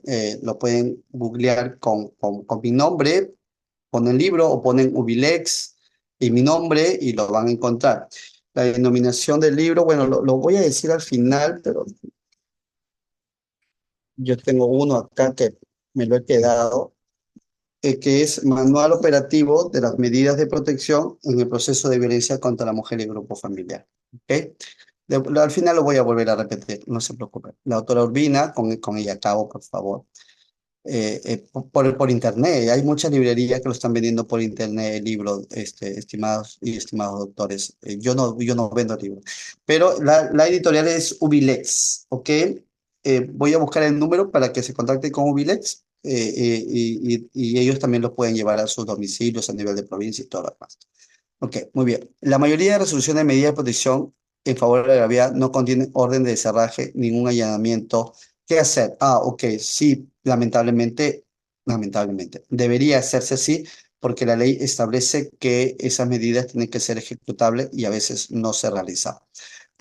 Si es que eso no sucede, correcto, y no se puede cumplir la orden, al momento de que la policía informa al juzgado de que no se ha podido ejecutar, si es que la víctima tiene abogado o está el centro de emergencia mujer, ahí debería solicitarle de que dé la orden del allanamiento y cerraje, ¿ok? Debería solicitar. En caso de flagrancia, ¿la policía puede hacer de cerraje allanamiento? Ah, por supuesto que sí, la ley le permite. ¿Qué significa flagrancia? En el sentido de que la policía tenga conocimiento de que hay un caso de violencia, y ni siquiera la certeza, sino el simple hecho de que te digan a ti de que hay un caso de violencia y uno toque la puerta y no te atienda nadie y para salvaguardar la integridad de la víctima, puede entrar la Policía Nacional en criollo, tumbar la puerta e ingresar, o ver la forma como ingresa e ingresar y salvar la vida de esta víctima. Y eso está en la ley. ¿Ok? Muy bien. Ok, continuamos. Entonces, otra de las cosas que nosotros hemos modificado en nuestra legislación es respecto a la idoneidad de la medida de protección, que es justamente algunas de las preguntas que nos han estado ustedes realizando. Eh, el Poder Judicial emitió un manual para el dictado de las medidas de protección, que lo hizo el doctor Cristian Hernández y la PNUD, que es un respecto a cómo deberían abordar los jueces las medidas de protección. Por lo tanto, se tocaron cuatro aspectos o cuatro criterios para que en las audiencias el juez pueda tener en cuenta al momento de resolver. Es que una medida tiene que ser adecuada, oportuna, integral y ejecutable. Eso se ha considerado en nuestra legislación en la actualidad para que sirva de base a la judicatura respecto a el trabajo, el abordaje que se debe realizar. Eh, ok, antes de eso, yo quisiera hablarles de estos criterios para identificación de la orden adecuada. No es algo novedoso, también ha sido abordado por otros países, sin embargo, novedoso para nosotros de alguna manera. Y las órdenes de protección tienen que atender las necesidades de la víctima. Esa es la función que tenemos nosotros, a diferencia de otros países como Colombia, como Ecuador. Nosotros respondemos a la orden de protección, responde a la necesidad de la víctima y a la proporcionalidad del riesgo que tiene la víctima. Esa es nuestra forma de abordaje, ¿ok? Eh, por eso tenemos el principio de proporcionalidad y razonabilidad que nos hizo acordar uno de los colegas en su intervención. Entonces, mientras más alto sea el riesgo, más alto deberá ser el nivel y la intensidad de la protección que tenga la víctima. Eso tiene que ver con la proporcional y la razonabilidad. Sin embargo, la práctica muchas veces no se hace este análisis, no se hace este vínculo de correspondencia entre el nivel de riesgo. La única forma de resolver el problema de violencia contra la mujer es atacando el riesgo. Por ejemplo, si una persona es alcohólica, así tú lo retires, esa persona seguirá siendo violenta y seguirá acosando a la víctima, ¿correcto? Si la víctima es dependiente de alcohol, va a regresar el victimario, quien le va a dar alcohol y la víctima va a continuar con él. La misma situación sucede en la dependencia económica o la dependencia emocional. Tú lo puedes votar, puedes cerrar la puerta, puedes llevártela, pero la víctima va a regresar con su agresor. Es algo que nosotros no entendemos, ¿ok? Porque nosotros estamos acostumbrados a sancionar. ¿Está bien? Si bien es cierto, hay un proceso penal en el cual se tiene que sancionar, el abordaje en tutela no es lo mismo. Nosotros tenemos que solucionar la problemática de raíz. Entonces, si yo tengo una dependencia económica, tengo que trabajar con la dependencia económica. Y acá hay un problema con Perú, ¿no? Porque no tenemos un fondo que permita subvencionar económicamente a la víctima mientras, para contrarrestar esta dependencia económica. Y eso perjudica mucho el proceso penal. Nosotros tenemos la Unidad de Protección Víctima y Testigo, que también lo tiene Colombia, pero en Colombia tiene un fondo de dinero en la cual para poder salvaguardar esta prueba, correcto, en el proceso penal, eh, alquilan un departamento, un cuarto, una habitación a esta víctima con sus hijos, correcto, y le dan el sustento económico mientras que dure el proceso para asegurar la prueba, ¿correcto? Esa es la final de la UDAVID, no es protegerla en sí, sino proteger la prueba, y ella es la prueba, ¿correcto? Nosotros no tenemos esa capacidad económica, lamentablemente, ¿no? Nos gustaría tener esa capacidad económica. Lo otro son las casas de refugio temporal, pero si persiste la dependencia económica, pues esta persona va a solicitar retirarse de esta casa, ¿no? Porque requiere la alimentación y requiere los gastos para sus hijos. Entonces, ¿qué hago retirándola si no abordo la problemática del riesgo mayor, que es la dependencia económica? Por eso tenemos que empezar a trabajar redes de apoyo que aborden la dependencia económica. ¿Está bien? Retiro del hogar sí puede darse, pero la dependencia económica es mucho más importante. ¿Qué pasa si hay una dependencia emocional? También sucede la misma situación. Tenemos que trabajar, abordar de manera psicológica la dependencia emocional, pero hay que establecerla, porque muchas veces cuando se manda a psicología, el psicólogo hace un análisis clínico, porque es un psicólogo clínico, no es un psicólogo forense, ¿no? Entonces, hacer un psicólogo clínico inclusive puede abordar otro tipo de tratamiento, no necesariamente la dependencia emocional, sino otros factores que él considera. Entonces, habría que ver qué cosa es lo que queremos que aborde el psicólogo. Por eso que tenemos que encontrar cuál es el riesgo que desencadena la violencia para trabajar con ese riesgo, ¿correcto? Porque el solo retiro del hogar no funciona, no falla, ¿ok? No se trata, las personas, acá yo voy a dar los comentarios de dos de los colegas que me han antecedido, ¿no? Uno dice, debemos retirarlos a todos siempre, ¿correcto? Y yo digo, bueno, va a depender, ¿no? Va a depender del caso. Y el otro dice, los agresores no cumplen, que justamente esa es la situación, que sucede. Si nosotros no abordamos la proporcionalidad del riesgo, perdón, el riesgo y la proporcionalidad del mismo, pues no estamos trabajando. Simplemente estamos cumpliendo para la vitrina, estamos retirando a todas las personas, pero no estamos trabajando realmente sobre el fondo de la violencia. Y ese es un problema muy grave en Perú que tenemos que aprender a diferenciar. ¿Ok? Eso tiene que ver con la idoneidad. La medida tiene que ser idónea, por eso que nosotros lo hemos puesto como criterio para identificar la orden más adecuada, ¿no? La medida tiene que ser idónea para poder abordar el caso. Y la idoneidad tiene que ver con el análisis del juez respecto a los riesgos que tiene. Por eso que en la actualidad nosotros hablamos que el riesgo lo determina la judicatura, como bien lo dijo uno de los colegas, o sea, ¿qué más da si solamente tenemos una ficha, si realmente no valoramos de manera integral? O sea, esa parte a mí me gusta, ¿no? De manera integral todos los factores de riesgo y utilizamos la proporcionalidad, la razonabilidad de ese riesgo, por eso que ese comentario a mí me agrada mucho, para abordar idóneamente la medida que corresponde. Y eso lo tiene que hacer la judicatura, eso no lo hace la ficha. Con la ayuda del equipo, sí, pero ¿en qué medida un informe de daño? O sea, el Centro de Emergencia Mujer no hay problema, porque el Centro de Emergencia Mujer, su abordaje para la medida de protección, hay una parte de su informe en que habla vulnerabilidad y riesgo de la víctima, que sirve para la medida de protección, y hay una parte que sirve para el proceso penal, que es el daño ocasionado, ¿correcto?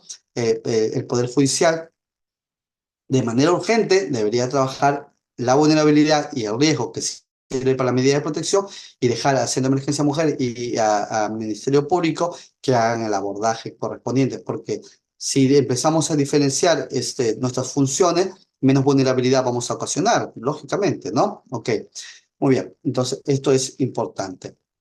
Debe existir una relación entre el conjunto de órdenes que se dicta y el nivel de riesgo detectado, y cada orden tiene que responder a un factor de riesgo.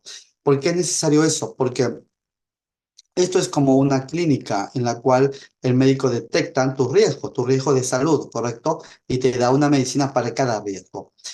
si no te hace una buena detección de los riesgos de salud que tiene, te va a dar una mala medicina. Y esa mala medicina no te va a hacer efecto y tú vas a seguir en ese mismo riesgo de salud. ¿Correcto? La misma situación sucede acá. Tengo que advertir correctamente estos riesgos y la orden tiene que tener relación con este riesgo para disminuir los casos de la violencia. La finalidad de estas medidas de protección no es de alguna forma que a veces se piensa, ¿no? Utilizarla para destruir o desvanecer la familia. No, no, no funciona así.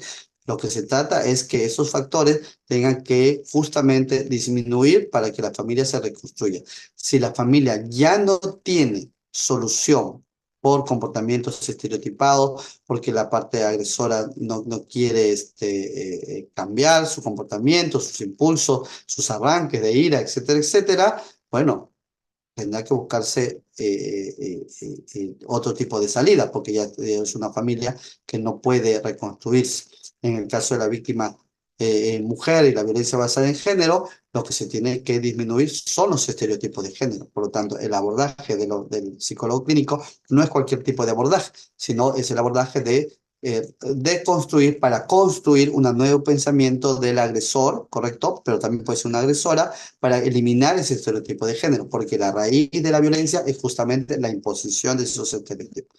Entonces se dan cuenta, entonces vamos a dejar, si nosotros analizamos de esa manera, y no lo estoy hablando porque yo lo quiero decir, lo estoy hablando porque lo dice la ley, eh, este, realmente vamos a hacer un abordaje correcto, ¿no? Y vamos a disminuir la violencia, pero en la medida que nosotros solamente demos medidas de protección por catálogos, ¿no? O sea, me parece que esta es, pues no tiene ningún sentido, no va a disminuir los casos de violencia, ¿ok? Muy bien, es importante justificar la orden de protección, justificar en qué sentido, por qué estoy dando una medida tan extrema, ¿no? ¿Qué elementos he encontrado? Hay muy buenas resoluciones en las cuales sí se advierte de manera correcta, no todo un análisis, por qué justifico, pero hay otras que no, hay otras que simplemente convierten un nivel de riesgo leve a uno severo, no sabemos por qué, ¿no? Y no sabemos por qué se dan estas medidas tan extremas, etcétera, etcétera. Bueno, eso vulnera el derecho al debido proceso. Consecuentemente, podría cargar algunas nulidades también. Muy bien, en este cuadro nosotros vemos los cuatro criterios. La medida adecuada es la que acabo de mencionar, en la cual solamente el juez determina cuál es el riesgo que tiene la víctima. ¿Ok? La medida es oportuna. La medida es oportuna cuando responde en el momento indicado que se tiene que abordar. Por ejemplo, si es que la víctima está en un ciclo de la violencia de tensión o de explosión, lo que se busca en esa oportunidad es dictar una medida que reduzca justamente esa escalada, perdón, ese nivel del ciclo de la violencia para evitar una escalada. ¿Qué significa la escalada? Que si empieza nuevamente a girar el ciclo de la violencia, si empezamos con maltrato, se cometerán agresiones, y de agresiones se cometerán lesiones, luego tentativa de violación sexual, tentativa de feminicidio, feminicidio, ¿correcto? Puede saltearse inclusive ese tipo de estructura. Va en escalada cada ciclo de violencia en que uno empieza a girar, ¿correcto? Entonces, la medida es oportuna cuando se aborda de manera, para la redundancia, oportuna en el nivel en el cual se encuentra para desde ahí hacia abajo empezar a reducir el acto de violencia o los actos de violencia. Las medidas son integrales porque deben ir acompañados de otros tipos de medidas como las medidas cautelares. No solamente en el caso de las medidas de protección, sino también pueden ir acompañados con las medidas cautelares que van a buscar justamente complementar. Por ejemplo, si es que a mí me dicen que va a hacer un inventario de los bienes, que es una medida de protección, y voy a prohibir la sustracción de estos bienes, pero si sé que esta persona no va a cumplir con esta orden de protección, tengo que dar algunas medidas cautelares, como por ejemplo, inscripción en el registro público de los bienes para que otras personas no compren los bienes cuando estos van a ser, están en un proceso de violencia, o de repente la administración de los bienes por otras personas o por alguna de las partes procesales, justamente para que no se pierda o no se haga abuso de la posición desigual que tiene la víctima y se pueda desaparecer los bienes que le pertenecen de común o a la familia en general, ¿correcto? Entonces se tiene que proteger a la víctima de manera integral. No olvidemos que las medidas cautelares se darán solamente cuando hay hechos con nexo a la violencia, pero si no va a resolver la violencia, las medidas cautelares no se dan. Por ejemplo, yo no puedo dar una medida cautelar de asignación anticipada de alimentos si es que no va a resolver el conflicto de violencia. ¿Está bien? Eh, eh, eh, eh, Tiene que ser conexo al acto violento, si no, no se puede dar. Y la medida tiene que ser ejecutable, que es lo que muchos han preguntado ustedes en el chat también. Las medidas tienen que estar muy claras al momento de la parte resolutiva, estableciendo quién va a ejecutar, qué pasa si no lo ejecuta, en qué plazo lo va a ejecutar, de qué modo lo va a ejecutar, paso a paso, si va a haber allanamiento, si va a haber desarraje. Esa es una medida ejecutable. Porque si es que no lo realiza así, evidentemente, doctores, va a ser un peloteo porque la policía va a decir, no he podido ejecutar. No se va a regresar y la judicatura va a volver a analizar, va a complementar, va a ir el efectivo policial y va a decir, bueno, hice lo que usted me dijo, pero igual se lo devuelvo porque no lo pude ejecutar. ¿No? Amplíe usted. Entonces tiene que ser muy clara la resolución para que realmente sea ejecutable. Lo otro es que las medidas que dicten realmente tengan una razón lógica para que se ejecute de la manera correcta, porque a veces nosotros decimos, prohibición de acercamiento a 500 metros, pero viven en la misma habitación, entonces prácticamente lo estás retirando del hogar, o es retiro del hogar o lo estás prohibiendo el acercamiento, ¿correcto? Las consecuencias que van a generar respecto a los hijos o los otros miembros de la familia a razón de las medidas que tú des, ¿correcto? Porque una medida de protección puede generar otras vulneraciones que hay que establecer en concreto y que hay que pensarlo porque puede vulnerar el derecho de los hijos también. Entonces va a depender en el caso en concreto cómo puedo realizar yo que estas medidas realmente sean ejecutables. Si, según nuestra normatividad, todo esto se tiene que valorar en la audiencia, con la finalidad de que el juez tenga convencimiento de que la medida que va a dictar sea una medida de protección idónea, ¿ok? Por lo tanto, para que sea idónea, tiene que ser adecuada, oportuna, integral y ejecutable. Hay algunas preguntas acá. ¿Se siguen aplicando fichas de evaluación de riesgos? Sí, hay tres fichas de evaluación de riesgos aprobadas por decreto supremo. Una es de relación de pareja. Tenemos también la de niños, niñas, adolescentes y las personas adultas mayores. ¿Por qué se han dado este tipo de ficha de evaluación de riesgos? Porque es la mayor cantidad de casos en la cual se pueden presentar. Los hechos de violencia usualmente se dan en relación de pareja, las mujeres en esta relación de pareja. No estoy diciendo que los hombres no, estoy diciendo que mayoritariamente. Mucho más frecuente son los niños, niñas, adolescentes, por eso se cuenta con este tipo de ficha. Y también las personas adultas mayores también tienen esta valoración de ficha a razón de que también son una población vulnerable. ¿Está bien? Eso significa que los otros grupos familiares o otros hechos de violencia de género no se puedan presentar. No, no significa eso. Significa de que son un grupo mayoritario y por lo tanto se requiere una ficha que ayude a ese grupo mayoritario porque nos llenaríamos de pruebas o evaluaciones que tendría que hacer el equipo multidisciplinario y no nos daríamos abasto. Los otros casos tienen que ser analizados o por los centros de emergencia mujer o por el equipo multidisciplinario para establecer cuáles son los riesgos que tiene la víctima o en todo caso por la misma judicatura. Por eso es que la ley establece que en el caso no se puede establecer ese riesgo, da un plazo mayor, da un plazo de 48 horas, ya no 24, sino 48, para que lo establezca el equipo o lo establezca la misma judicatura en un plazo mayor, recolectando mayores elementos de convicción. Buena pregunta. Eh, una pregunta dice, ¿alejar al padre del menor sin motivo ni razón se puede denunciar por violencia psicológica? ¿Se otorgaría medida de protección? Ok, buena pregunta. Depende, ¿ok? La Corte Suprema ha establecido en jurisprudencia de que alejar a un niño de los padres sin justificación, sin razón aparente, solamente con el hecho de dañar, puede generar un acto de violencia psicológica. Pero eso no tiene nada que ver con el padre, puede ser el padre o la madre. Es más, muchas veces se ha visto más casos hacia la madre que del padre, ¿ok? Pero en ambos casos. Pero hay que analizarlo caso por caso. ¿Por qué? Porque muchas veces se utiliza a los hijos justamente para generar acercamiento a la víctima, sea hombre o mujer, da igual. Y no necesariamente es por una razón de violencia psicológica al niño, sino por conflictos entre ellos que pueden estar afectando a los niños. Por eso que en muchos de los casos siempre será el niño el afectado y no el padre o la madre. ¿Ok? ¿Puede generar eso una afectación al padre o la madre? por ese alejamiento, sí podría alejar, podría generar, ¿ok? Pero siempre hay que centrarnos mucho más en los niños que en los adultos que pueden tomar sus propias decisiones. Pero hay que ver. Por ejemplo, tenemos lo que se denomina violencia vicaria. ¿Qué es la violencia vicaria?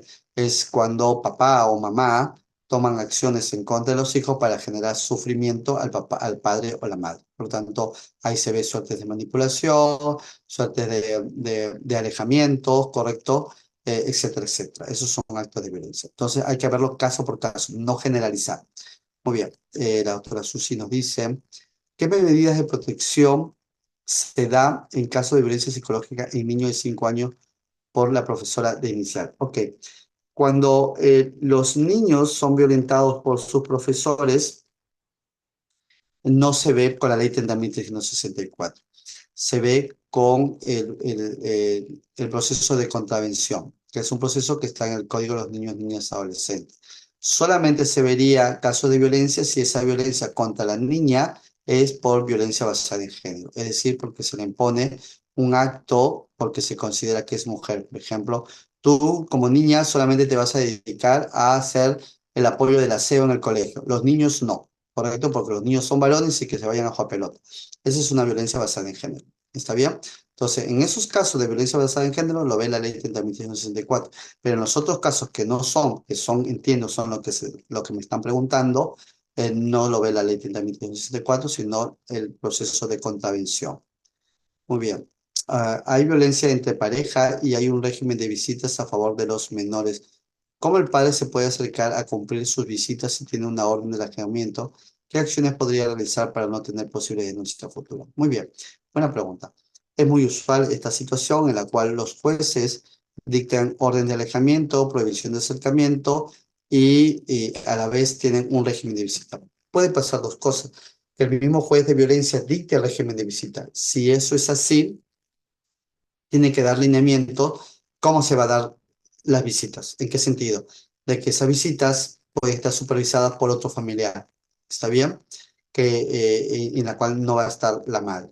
Lo otro puede ser de que si bien es cierto una prohibición de alejamiento, el padre puede visitar, pero la prohibición es que al momento de acercarse a los hijos no pueda violentar a la madre, ¿correcto? Por tanto, en caso hubiera una violencia,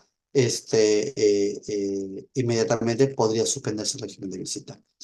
Lo otro es que podrían darse en las salas de encuentro familiar que tiene el Poder Judicial, que son áreas especializadas en las cuales los padres van a visitar a los niños ahí y están supervisados por un equipo multidisciplinario. Eso se da cuando son violencias extremas, en la cual la vida de la mujer corre mucho peligro y por lo tanto, y los niños también, y por lo tanto, esto tiene que ser supervisado. Entonces va a depender del caso, pero sí, para que sean ejecutables, que es lo que estábamos hablando, el juez tiene que dar este ordenamiento. Consecuentemente, si no lo ha dado, es necesario que se le solicite una aclaración. Por lo tanto, que complemente sus medidas para que dé lineamientos importantes y evitar justamente estas denuncias futuras. Lo otro que puede pasar es que se dictó esta prohibición de acercamiento, pero yo tengo una sentencia o un acta de conciliación aparte, ¿correcto? Es probable de que la judicatura que dictó las medidas de protección no tenga conocimiento de ello o teniendo conocimiento de ello no se haya pronunciado. Cualquiera fuese la situación, también es importante establecerle a la judicatura que para evitar justamente estas denuncias futuras, así hay que ponérselo, que está ya no a cumplir las medidas de protección para que tenga en cuenta eso la judicatura, pero que se le pide que dé lineamientos que permitan, que no permita romper las medidas de protección en esta ejecución de la sentencia o el acta de conciliación. ¿Ok? Muy buena pregunta. Ok, la alienación parental da lugar a medida de presión en favor de los menores. No existe la alienación parental. La alienación parental no está reconocida por la Organización Mundial de la Salud. Es verdad que la Corte Suprema ha establecido en 3 casaciones el término alienación parental, pero lo ha recabado de un informe psicológico que emitió una profesional o un profesional en psicología que estableció el término alienación parental. En ese sentido, la Corte Suprema recaba este término y establece, o sea, lo menciona, ¿correcto? Pero en la actualidad es bien difícil que un psicólogo establezca un término como alienación parental porque no está reconocido en la Organización Mundial de la Salud. No está en las C11, si no me equivoco, no lo está. En el caso de Perú, aún mantenemos en la C10, bueno, pero si consideramos que las personas de la comunidad LGBTQ son personas que tienen un problema psiquiátrico o psicólogo, según la C10 y lo que dice el MINSA, bueno, ¿qué podemos esperar sobre la alienación parental? Pero en realidad no existe. Lo que nosotros vemos en la actualidad, más allá del término alienación parental, que puede ser muy vacío, es la consecuencia del acto, o sea, el hecho en sí que realiza papá o mamá respecto de sus hijos para abordar. Por ejemplo, ¿qué es lo que realiza? Aparta el padre o la madre, aparta al hijo de uno de ellos. Bueno, ese es el hecho. Eso es lo que nos interesa para poder abordar. Más allá sobre si usted lo denomina o no lo denomina alienación parental, sino establecer realmente cuál es el hecho para abordar de manera correcta la alienación parental. Muy bien. Perdón, para dictar una medida de protección adecuada. Entonces, el hecho, cualquiera de los hechos podría generar una medida de protección si esto genera alguna vulneración a la judicatura y los padres buscan una subordinación de los niños hacia la decisión de los padres. Sí podría generarse una medida de protección, más allá del término que usted le ponga. Muy bien. Si hay separación por violencia, ok, y los padres son los agresores, ¿los niños pueden quedar a cargo de sus abuelos u otras instituciones las que los protejan? Sí. Si es que los padres están separados, ambos generan agresión a los niños están violentados, ¿ok? Se considera que estos niños están en riesgo de desprotección o de protección familiar. ¿Qué significa eso? Que los padres no cumplen su función acorde. Los jueces de familia pueden dictar una medida de protección de acogimiento familiar a otra familia. Ello puede involucrar a los abuelos, a los tíos, a los primos, a los hermanos mayores, entre otros, ¿correcto? Y tienen que remitir el caso a la unidad de protección especial o a un juzgado de familia donde no hay unidad de protección especial para que decida definitivamente la situación de los niños. Muy bien. En el caso que se está comentando, ¿podría el juez de violencia modificar algún punto establecido en el acta de conciliación de régimen de visitas en salvaguarda de los menores? No puede modificar el acta de conciliación porque las actas de conciliación tienen calidad de cosa juzgada, así como las sentencias que dictan las medidas de protección. Perdón, lo que dictan o sea, la sentencia de tenencia o régimen de visita. Lo que puede hacer el juzgado de familia es suspender la ejecución de esas sentencias y de esa acta y dar nuevos lineamientos mientras que perdure el acto de sentencia. Es distinto. ¿Por qué? Porque si yo modifico el acta de conciliación o la sentencia, eso regirá de aquí en adelante así. Y eso no puede ser porque nadie puede interferirse en los procesos judiciales o mandatos judiciales establecidos por otros órganos judiciales. Lo que puede hacer es por urgencia suspender ese mandato. ¿Ok? Al suspender ese mandato significa de que una vez los lineamientos que ha dado terminen, cesen, se inicia, se levanta la suspensión y continúa tal como se ha realizado en el acta de conciliación y tal como se ha establecido en la sentencia. El único que puede variar ese contenido del acta o de la sentencia es en un nuevo proceso judicial de variación. ¿Está bien? Es distinto. Lo que puede hacer es suspender y dar nuevos lineamientos. Esa es otra cosa. Eh, es común presentar denuncia de violencia física, psicológica y sexual, pero hoy el tipo económico. Eso es correcto, ya que hay muchos casos en que los que el padre condiciona a la madre para cumplir con sus obligaciones económicas para sus hijos. Esa es violencia económica. Buen ejemplo. Y otros casos en que, aún estando demandados por alimentos, hay demoras intencionales en cuanto a los depósitos. Sí, también es correcto. ¿Es posible denunciar violencia económica y patrimonial? Claro, es posible denunciar violencia económica y patrimonial. Eh, en los ejemplos que ha señalado el colega o la colega, en efecto son actos de violencia económica, que si bien es cierto ya hay un proceso de alimentos, eso no significa que no se puedan dar medidas para evitar circunstancias que puedan empeorar justamente esa manipulación, esa coacción, ¿no? Porque a veces el doctor o la doctora está comentando un caso en específico, pero si nosotros escarbamos un poquito más, en la información que nos puede dar la víctima, puede ser de que eso esté siendo utilizado para subordinar, manipular, controlar a la víctima. Y eso es un caso de violencia de género, ¿ok? No voy a entrar en debate sobre la alienación parental porque creo que es muy claro que la OMS no lo ha considerado y si no lo ha considerado es un tema cerrado. Yo no estoy diciendo que la OMS no lo vaya a considerar. Tampoco estoy diciendo de que las manipulaciones o los malos o las malas situaciones en las cuales se ponen a los niños en contra de los padres no existan. Sí que existen, ¿correcto? Lo que no existe es el síndrome de alienación parental, no está decretado. Eso es lo que estoy diciendo y me ratifico en esa situación. Lo he hecho en varios eventos académicos y entrevistas, no será el último evento que no he dicho ello. No descarto la posibilidad que en su oportunidad la OMS lo pueda aceptar, pero mientras que eso no suceda, estamos hablando solamente de estudios y experimentos que no están avalados, ¿correcto? Desde mi punto de vista, lo más importante para el abordaje no es el término no es el problema. Es como cuando decíamos, ¿es femicidio o es feminicidio? No interesa el término. Que se peleen los doctrinarios, que hagan estudios sobre el tema. Lo importante es, mataron a la mujer por su condición de mujer, porque le imponen un estereotipo de género. ¿Cómo abordamos eso? Más allá de si se denomina feminicidio o femicidio. La misma situación es acá. Discutimos por un término. ¿Es importante ese término para el abordaje de la violencia de niños, niñas y adolescentes? No es importante el término doctor o doctora.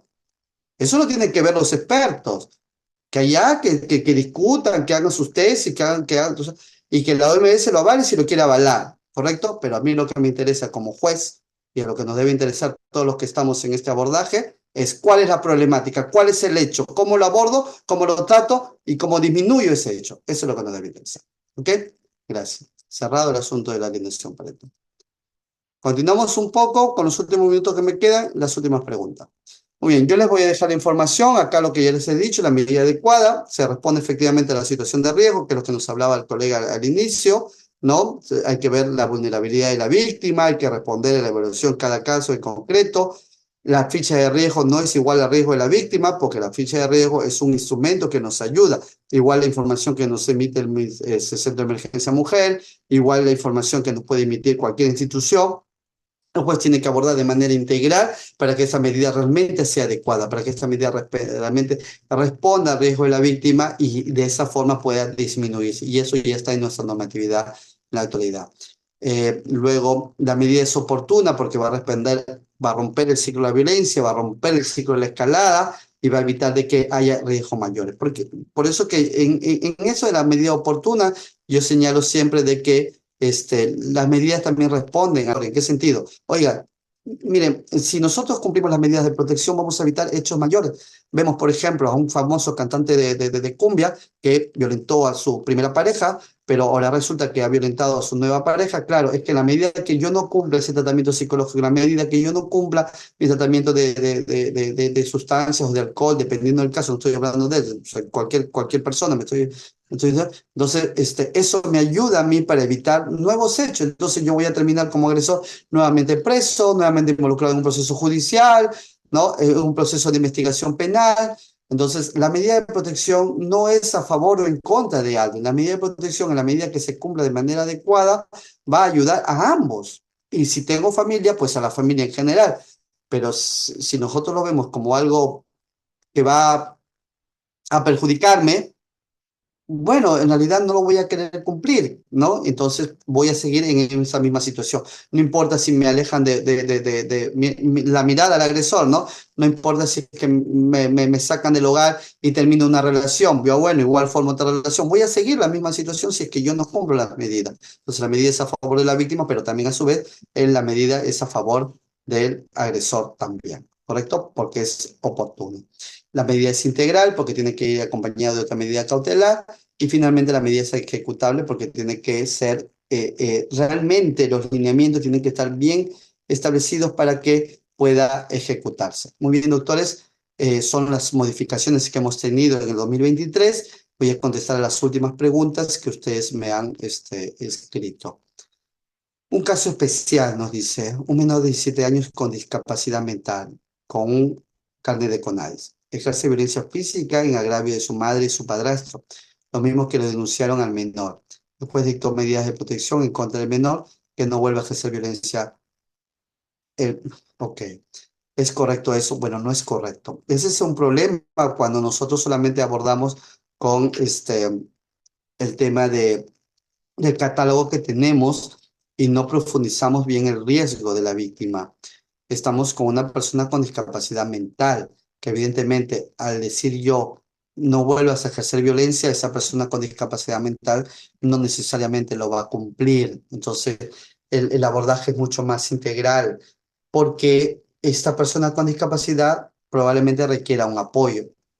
¿Qué quiere decir un apoyo? Es la persona que va a coadyuvar a mejorar su estabilidad de salud, porque acá hay un problema de salud, ¿correcto? Y esta persona que tiene 17 años es aún también un adolescente, ¿correcto? Entonces está bajo la supervisión de sus padres. Evidentemente, yo no niego de que hay adolescentes que propios de su edad y si eso se puede agravar cuando es una persona con discapacidad mental está en una etapa de querer libertad, de querer romper las reglas, etcétera, etcétera. Y los padres a veces no podemos controlar y evidentemente hay violencia filioparental, se llama eso. Filioparental, sí es cierto, pero también hay que abordar el tema de raíz. Probablemente esta persona con discapacidad requiera un tratamiento ambulatorio y que alguien controle su medicamento y probablemente esos padres no tengan la condición económica o no tengan la forma como abordar. Conadis tiene muy buenas áreas para orientar para un abordaje a las personas con discapacidad. Bueno, esa es una de las fórmulas, porque estos padres tienen que aprender a abordar la problemática, es su hijo, ¿correcto? Lo otro es hay que ver su salud, de repente no se está respetando el derecho a la salud de esta persona con 17 años. El MINSA no está dando los medicamentos, no lo están llevando, no tiene una rehabilitación, que es un derecho a las personas con discapacidad, para poder poder eh, minimizar o yo no digo recuperar porque hay enfermedades que son irreversibles y hay muchas cosas son progresivas también y degenerativas, ¿correcto? Pero sí hay tratamientos para poder controlar, formas de poder abordar. Las personas con discapacidad mental no piensan igual que nosotros, la aturden otras cosas y a veces no se respeta eso por nosotros que no tenemos discapacidad. Y las personas con discapacidad mental reaccionan de otra forma. Entonces verán que el abordaje es más complejo, ¿no? No es tan fácil como tratarlo solamente como una persona que tiene, que no tiene discapacidad, que tiene capacidad jurídica, que sí lo tiene, no estoy negando esa situación, sino que el abordaje tiene que ser mucho más integral.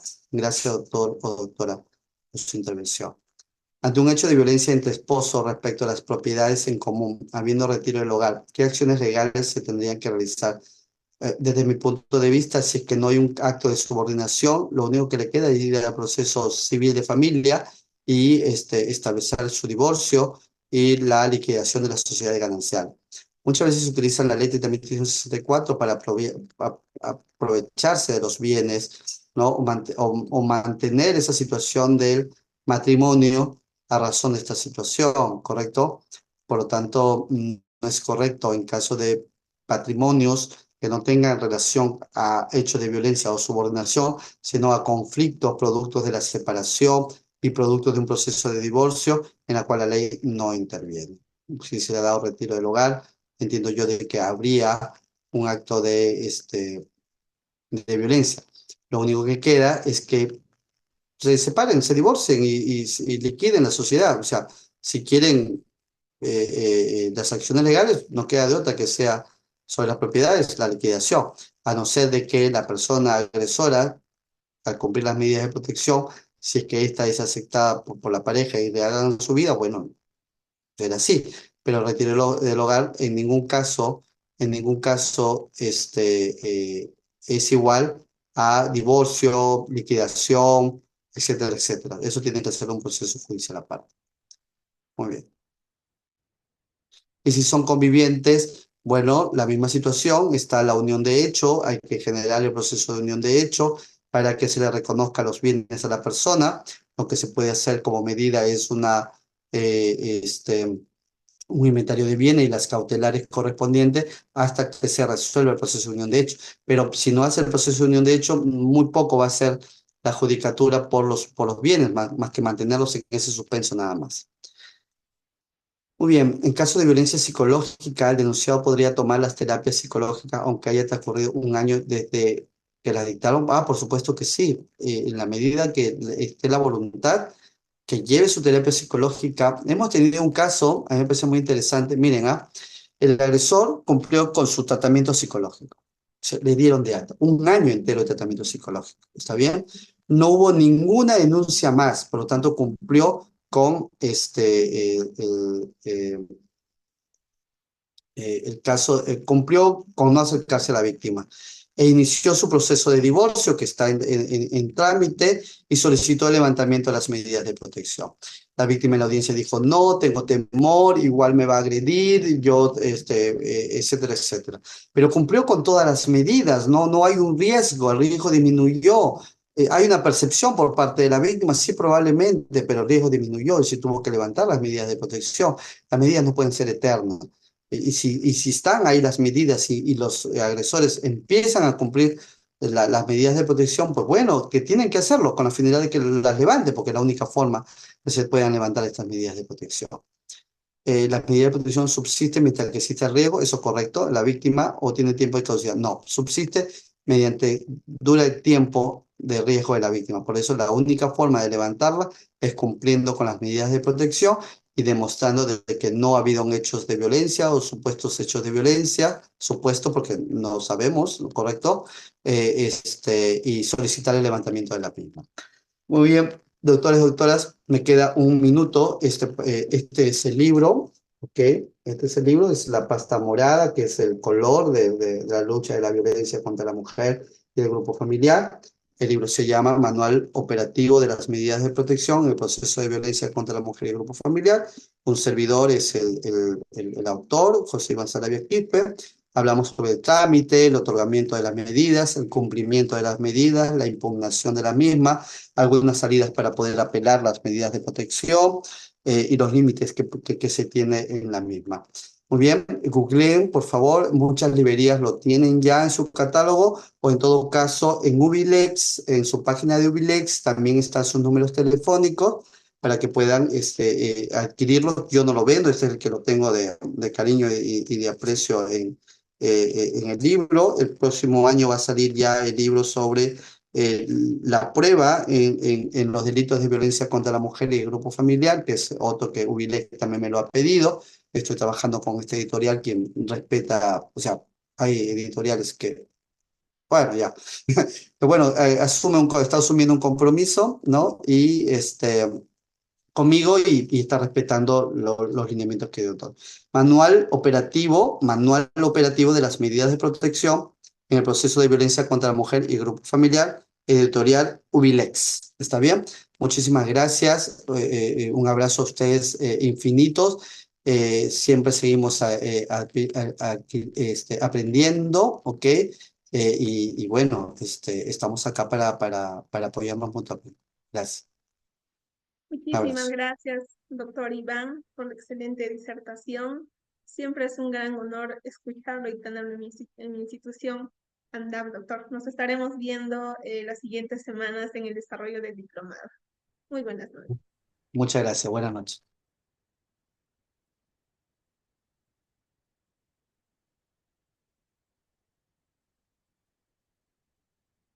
Bien, doctores, también agradecerles a cada uno de ustedes por habernos acompañado en esta sesión. Aquellos que todavía no se han inscrito, aún las inscripciones están disponibles. El costo es de 70 soles, la certificación es por 90 horas académicas. La siguiente sesión nos estará acompañando la doctora Indian eh, el día martes 19 de noviembre. Igual estaremos compartiendo los enlaces de Zoom en los grupos de WhatsApp. Les invitamos a seguir en el Facebook, estamos como ANDAP. Bien, ahorita, a ver, doctores, voy a dejar de compartir y en breve les voy a enviar todos los medios de pago.